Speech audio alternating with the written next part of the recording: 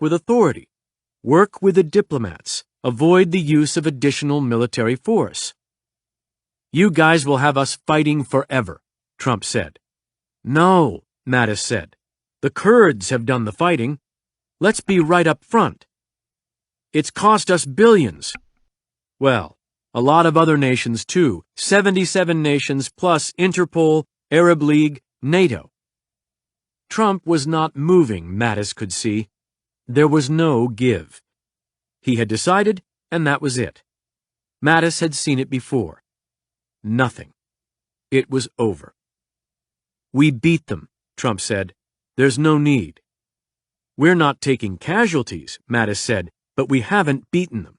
We've done the military part. Now we have to win the part that's going to make sure we don't have to go back in, like your predecessor who pulled out of Iraq too early, and we have to go back in.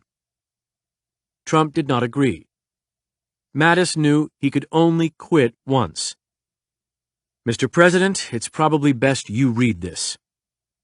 He handed the letter to the President, who read, One core belief I have always held is that our strength as a nation is inextricably linked to the strength of our unique and comprehensive system of alliances and partnerships.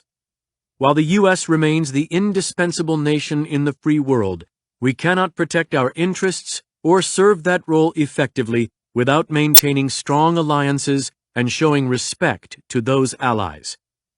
Because you have the right to have a Secretary of Defense whose views are better aligned with yours on these and other subjects, I believe it is right for me to step down from my position. It's not a real nice letter, the President said. Mr. President, if you and I don't agree that we're parting over the allies, the way we look at allies, then the press is going to come up rightly with 100 different reasons why I'm leaving. That's fair, Trump replied. Then Mattis delivered his central message. You're going to have to get the next Secretary of Defense to lose to ISIS. I'm not going to do it. Is the letter going to be public? The President asked. It's got to be public, Mattis replied. Number one, it'll leak if we don't do it. Just put the thing out there and say, this is all it is. Yeah, okay, Trump agreed. But they both knew it was a lot more. Trump walked Mattis to the door. They parted with what Mattis later called a non-adversarial handshake. No fireworks.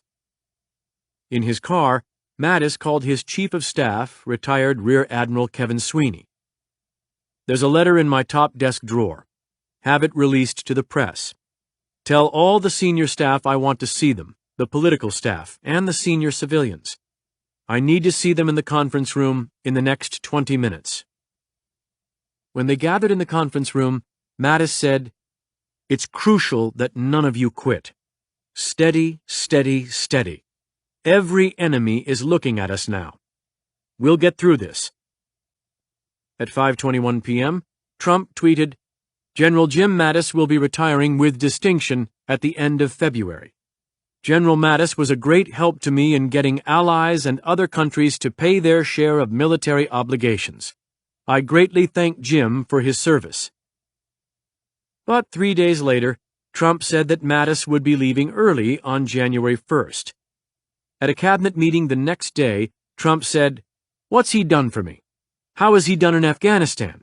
Not so good. I'm not happy with what he's done in Afghanistan, and I shouldn't be happy. Trump continued, As you know, President Obama fired him, and essentially, so did I.